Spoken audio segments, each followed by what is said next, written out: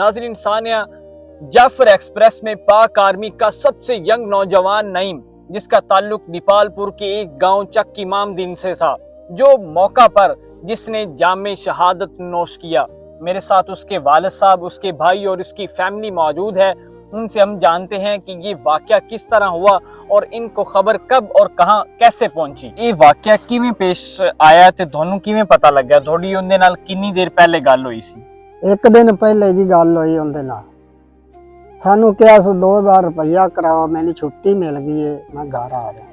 दूजे दिन निकलिया जी, नंबर बंद हो गया, असीं करते रहे, राबता नहीं होया। राबता नहीं होया, नंबर बंद ही रहा। सानू परसों कॉल आई 10 बजे भी वो तो फौत हो गया, ਕਿੰਨਾ शहीद हो गया। ਔਰ ਕਾਲ ਕੀਤੀ ਸੀ, ਕਿਵੇਂ ਪਤਾ ਲੱਗਿਆ ਜਦੋਂ ਤੁਹਾਡਾ ਉਹਦੇ ਨਾਲ ਰਾਬਤਾ ਨਹੀਂ ਹੋ ਰਿਹਾ ਸੀ? ਕਿਸੇ ਕੋਲ ਪੁੱਛਿਆ ਨਹੀਂ ਤੁਸੀਂ ਵੀ ਕੀ ਵਾਕਿਆ ਹੋਇਆ? यूनिट वालियां की कॉल की, उन्हें आख्या उत्थे आके दसा। ਅੱਛਾ, हाँ जी, इत्थे मुड़ कल आए उन्हें सारी दसी। ਤੇ ਉਹ ਤੁਹਾਡੀ 2 ਦਿਨ ਪਹਿਲੇ ਗੱਲ ਹੋਈ, ਕਿੰਨੀ ਦੇਰ ਬਾਅਦ ਘਰ ਉਹ ਆ ਰਿਹਾ ਸੀ ਛੁੱਟੀਆਂ ਤੇ? 7 महीने बाद आ रहे। ਸ਼ਾਦੀ ਹੋਈ ਸੀ ਬੱਚੇ ਦੀ? नहीं जी, उन्हें मंगनी की है, शादी इस बाद कर। ਅੱਛਾ, ਇਹ ਤੋਂ ਬਾਅਦ ਕਰਨੀ ਸੀ। ਤੁਸੀਂ ਉਹਨਾਂ ਦੇ ਸਭ ਤੋਂ ਵੱਡੇ ਭਾਈ ਹੋ, ਕਿੰਨਵੇਂ ਨੰਬਰ ਤੇ ਤੁਹਾਡੇ ਭਾਈ ਆਂਦੇ ਸੀ?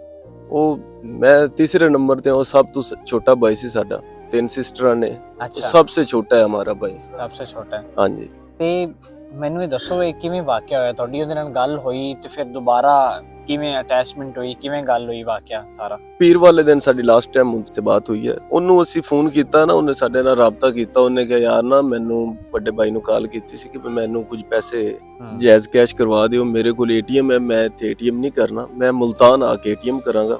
ਠੀਕ ਹੈ। भाई ने उन्हें क्या, भाई ने क्या फिर मैं किन्ने करवा दे? उन्हें क्या अभी 2000 भाई ने क्या कम है, मैं ज्यादा पैसे करवा देना। उन्हें क्या नहीं भी मैनू जरूरत नहीं, मैं एटीएम करांगा मुल्तान आके। ते भाई ने क्या अच्छा तू छुट्टी आ रहा है? उन्हें क्या नहीं नहीं, मैं आज मैं छुट्टी नहीं आ रहा, मैंने छुट्टी आ रही है, मेरी छुट्टी कैंसिल हो गई है, मैं कल निकलांगा। ठीक है। ਤੇ ਫਿਰ ਮੈਂ ਤੁਹਾਨੂੰ ਦੱਸ ਕੇ ਨਿਕਲਾਂਗਾ। ਤੇ ਭਾਈ ਨੇ ਪੈਸੇ ਕਰਵਾ ਕੇ ਉਹਨੂੰ ਲਾਸਟ ਟਾਈਮ ਮੈਸੇਜ ਕੀਤਾ ਕਿ ਯਾਰ ਚੈੱਕ ਕਰਕੇ ਮੈਨੂੰ ਦੱਸ ਤੇਰੇ ਵੇਲੇ ਪੈਸੇ ਟ੍ਰਾਂਸਫਰ ਹੋ ਗਏ। ਉਹਨੇ 5:30 5:15 ਵਜੇ ਉਹਨੇ ਰਿਪਲਾਈ ਦਿੱਤਾ ਕਿ ਹਾਂ ਯਾਰ ਮੈਂ ਪੈਸੇ ਮੈਂ ਚੈੱਕ ਕਰਕੇ ਤੁਹਾਨੂੰ ਦੱਸਣਾ। ਠੀਕ ਹੈ। ਉਸ ਤੋਂ ਬਾਅਦ ਤਕਰੀਬਨ ਅਸੀਂ ਇਫਤਾਰੀ ਤੋਂ ਬਾਅਦ ਅਸੀਂ ਕੋਸ਼ਿਸ਼ ਕੀਤੀ ਰਾਬਤਾ ਕਰਨ ਦੀ, ਉਸ ਦਾ ਨੰਬਰ ਬੰਦ ਜਾ ਰਿਹਾ ਸੀ। ਅਸੀਂ ਉਸ ਦਿਨ ਕੋਸ਼ਿਸ਼ ਕੀਤੀ ਵੀ ਉਹਦੇ ਨਾਲ ਰਾਬਤਾ ਹੋ ਸਕੇ, ਨਹੀਂ ਹੋਇਆ। ਤੇ ਅਗਲੇ ਦਿਨ ਸਾਨਿਆ ਹੋਇਆ, मंगल वाले दिन। तो हमने तब भी उसे कॉल की, उसका नंबर बंद ही जा रहा था। तो उसका एक बड़ा करीबी दोस्त है अरफान। ठीक है। हमारी उससे बात हुई। फौज में ही है, पाक आर्मी में ही है। ठीक है। ते ਵੱਡੇ ਭਾਈ ਦੀ ਉਹਨਾਂ ਨਾਲ ਗੱਲ ਹੋਈ। ਵੱਡੇ ਭਾਈ ਨੂੰ ਕਾਲ ਕੀਤੀ ਉਹਨਾਂ ਨੂੰ, ਉਹਨੇ ਨਾ ਕਾਲ ਰਿਸੀਵ ਨਹੀਂ ਕੀਤੀ। ਕਾਫੀ ਕਾਲਾਂ ਸੀ ਕੀਤੀ, ਉਹਨੇ ਰਿਸੀਵ ਨਹੀਂ ਕੀਤੀ। ਫਿਰ ਉਹਨੇ ਸਾਨੂੰ ਬਾਅਦ ਵਿੱਚ ਨਾ ਮੈਸੇਜ ਤੇ ਕਿਹਾ ਕਿ ਨਹੀਂ ਠੀਕ ਠਾਕ ਹੈ, ਤੁਸੀਂ ਪਰੇਸ਼ਾਨ ਨਾ ਹੋ। ਉਹ ਵੀ ਨਾਲ ਵਾਪਸ ਆ ਰਿਹਾ ਸੀ ਘਰ ਉਹਨਾਂ ਦੇ? ਨਹੀਂ, ਉਹ ਆਪਣੀ ਯੂਨਿਟ ਵਿੱਚ ਅੱਛਾ, ਯੂਨਿਟ ਵਿੱਚ। ਠੀਕ ਹੈ। ਫਿਰ ਵੱਡੇ ਭਾਈ ਨੇ ਜਿਸਲੇ ਦੁਬਾਰਾ ਉਹਨੂੰ ਕਾਲ ਕੀਤੀ ਨਾ, ਤੇ ਉਹਨੇ ਫਿਰ ਸਹਿਰੀ ਟਾਈਮ ਰਿਪਲਾਈ ਕੀਤਾ ਕਿ ਯਾਰ ਨਾ ਉਹ ਸਿੱਬੀ में ਹੈ। ਅੱਛਾ। ਤੇ ਵੱਡੇ ਭਾਈ ਨੇ ਗੂਗਲ ਕੀਤਾ ਸਿੱਬੀ, ਤੇ ਉਹ ਸ਼ੋ ਹੋ ਰਿਹਾ ਸੀ ਵੀ ਜਿੱਥੇ ਉਹ ਸਾਨਿਆ ਹੋਇਆ ਨਾ, ਉਹਦੇ ਬਿਲਕੁਲ ਕਰੀਬ ਹੈਗਾ। ਤੂੰ ਸਾਨੂੰ ਥੋੜਾ ਜਿਹਾ ਨਾ ਮਹਿਸੂਸ ਹੋਣ ਲੱਗ ਗਿਆ ਕਿ ਸ਼ਾਇਦ ਨਾ ਕੋਈ ਮਾਮਲਾਤ ਮਸਲੇ ਮਸਾਇਲ ਬਣ ਸਕਦੇ ਨੇ। ਤੇ ਸਾਡਾ ਉਸ ਤੋਂ ਬਾਅਦ ਉਹਦੇ ਨਾਲ ਕੋਈ ਰਾਬਤਾ ਨਹੀਂ ਹੋਇਆ। ਉਹਦੇ ਦੋਸਤਾਂ ਨਾਲ ਹੁੰਦਾ ਰਿਹਾ। ਉਹਦੇ 2 ਦੋਸਤ 3 ਦੋਸਤ ਜਿਨ੍ਹਾਂ ਨੂੰ ਸਾਡੇ ਕੋਲ ਨੰਬਰ ਸਨ, ਅਸੀਂ ਕੋਸ਼ਿਸ਼ ਕੀਤੀ ਉਹਨਾਂ ਨਾਲ ਗੱਲ ਕਰੀਏ। ਉਹ ਸਾਨੂੰ ਇਹੀ ਕਹਿੰਦੇ ਸਨ ਕਿ ਉਹ ਠੀਕ ਠਾਕ ਹੈ, ਤੁਸੀਂ ਪਰੇਸ਼ਾਨ ਨਾ ਹੋ, ਜਿਵੇਂ ਕੋਈ ਸਿਗਨਲ ਆਣਗੇ ਨਾ ਤੁਹਾਡੇ ਨਾਲ ਉਹ ਰਾਬਤਾ ਜ਼ਰੂਰ ਕਰੇਗਾ। ਠੀਕ ਹੈ। ਤੋ ਸਾਨੂੰ 10 ਵਜੇ ਰਾਬਤਾ ਨਹੀਂ ਹੋਇਆ। ਸਾਨੂੰ 10 ਵਜੇ ਕਾਲ ਆਈ ਮੇਰੇ ਵੱਡੇ ਭਾਈ ਨੂੰ। ਇਹ ਇੱਕ ਦਿਨ ਬਾਅਦ ਆਈ ਕਾਲ? ਤੀਸਰੇ ਦਿਨ ਆਈ ਕਾਲ। ਠੀਕ ਹੈ। यानी ਤੁਹਾਡੇ ਰਾਬਤੇ ਤੋਂ ਤੀਸਰੇ ਦਿਨ, ਯਾਨੀ ਜਿਸ ਦਿਨ ਵਾਕਿਆ ਹੋਇਆ ਅਗਲੇ ਦਿਨ ਆਈ ਹੈ ਤੁਹਾਨੂੰ ਕਾਲ? ਹਾਂਜੀ, ਸਾਨੂੰ ਜੁਮੇ ਰਾਤ ਵਾਲੇ ਦਿਨ 10 ਵਜੇ ਕਾਲ ਆਈ। ਠੀਕ ਹੈ। ਉਹਨਾਂ ਵੱਡੇ ਭਾਈ ਨੂੰ ਕਾਲ ਕੀਤੀ, ਉਹਨਾਂ ਮੁਬਾਰਕਬਾਦ ਦਿੱਤੀ ਵੀ ਤੁਹਾਡੇ ਭਾਈ ਨੇ ਜਾਮੇ ਸ਼ਹਾਦਤ ਨੋਸ਼ ਕੀਤਾ। ਉਹਦਾ ਰੈਂਕ ਸੀ, ਉਹ ਸਨੈਪਰ ਸੀ ਆਪਣੀ ਯੂਨਿਟ ਦਾ। ਉਹ 7 ਮਹੀਨੇ ਤੋਂ ਘਰ ਛੁੱਟੀ ਨਹੀਂ ਆਇਆ। 2 ਦਫਾ ਉਹਨੂੰ ਛੁੱਟੀ ਮਿਲੀ ਹੈ, ਲੇਕਿਨ ਹਾਲਾਤ ਕੁਝ ਇਸ ਤਰੀਕੇ ਦੇ ਸਨ ਕਿ ਉਹਨੂੰ ਮੁਲਕ ਦੀ ਖਾਤਰ ਉੱਥੇ ਰੁਕਣਾ ਪੈ ਗਿਆ। ਅਸੀਂ ਕੱਲ ਜਿਸਲੇ ਉਹਨਾਂ ਨੂੰ ਦਫਨਾ ਕੇ ਵਾਪਸ ਆਏ, ਉਹਨਾਂ ਦੇ ਕੈਪਟਨ ਸਾਹਿਬ ਆਏ ਸਨ, ਅਹਿਮਦ ਸਾਹਿਬ।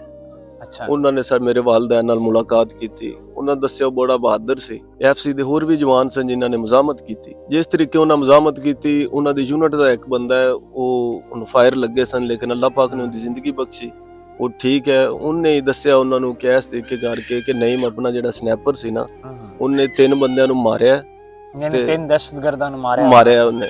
ਉਸ ਤੋਂ ਬਾਅਦ ਉਹਨੂੰ ਬ੍ਰੈਸਟ ਲੱਗ ਗਿਆ ਸੀ। ਉਹ ਕਹਿੰਦੇ ਸਾਨੂੰ ਬੜਾ ਬਹਾਦਰ ਹੈ, ਸਾਡਾ ਸਿਰ ਫਖਰ ਨਾਲ ਬੁਲਾਉਂਦਾ। ਹੋ ਗਈ ਸੀ ਆਪਣੇ ਭਾਈ ਦੀ? ਉਹਨੂੰ ਤਕਰੀਬਨ 5 ਸਾਲ।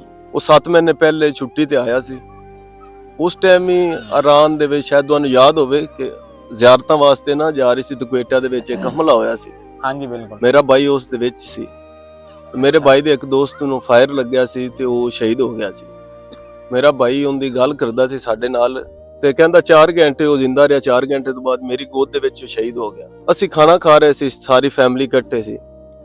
ਅਸੀਂ ਸਕਤੇ ਚਲੇ ਗਏ। ਅਸੀਂ ਕਿਹਾ ਯਾਰ ਉਹਦੇ ਘਰ ਵਾਲਿਆਂ ਤੇ ਕੀ ਗੁਜ਼ਰੇਗੀ ਜਿਸ ਲਈ ਉਹਨਾਂ ਨੂੰ ਪਤਾ ਲੱਗੇਗਾ ਕਿ ਉਹਨਾਂ ਦਾ ਜਵਾਨ ਬੇਟਾ ਸ਼ਹੀਦ ਹੋ ਗਿਆ। ਉਹ ਹੱਸਿਆ, ਮੁਸਕਰਾਇਆ, ਕਹਿੰਦਾ ਮੈਂ ਖੁਦ ਦੁਆ ਕਰਨਾ ਅੱਲਾ ਮੈਨੂੰ ਵੀ ਸ਼ਹਾਦਤ ਦੇਵੇ। ਆਂਦਾ ਪਤਾ ਉਹਨਾਂ ਦਾ ਸਿਰ ਕਿੱਡਾ ਫਖਰ ਨਾਲ ਬੁਲੰਦ ਹੋਇਆ ਹੋਵੇਗਾ। ਸਾਡੇ ਨਾਲ ਲਾਸਟ ਪਿਛਲੀ ਛੁੱਟੀ ਤੇ 7 ਤੋਂ 8 ਦਫਾ ਉਹਨੇ ਜ਼ਿਕਰ ਆਪਣੀ ਸ਼ਹਾਦਤ ਦਾ ਕੀਤਾ।